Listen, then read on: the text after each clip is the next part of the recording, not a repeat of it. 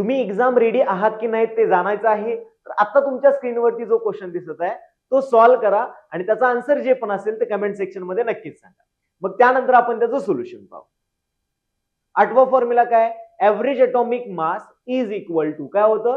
Summation of isotopic mass into relative abundance किंवा percentage abundance divided by 100. बस मी आता डायरेक्ट फॉर्म्युला अप्लाय करत आहे. ठीक आहे, फॉर्म्युला परत लिहित बसत नाहीये. So average atomic mass is equal to, आता बघा आयसोटोपिक मास यामध्ये काय काय 35 आहे, त्याचं 75% आहे. सो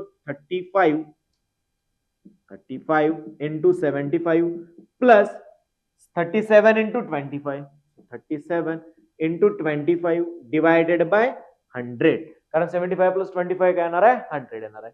याचं मल्टिप्लिकेशन करा आणि तुम्ही ऍडिशन करून बघा, तुम्हाला फायनल आन्सर भेटून जाईल. काय करणार आपण?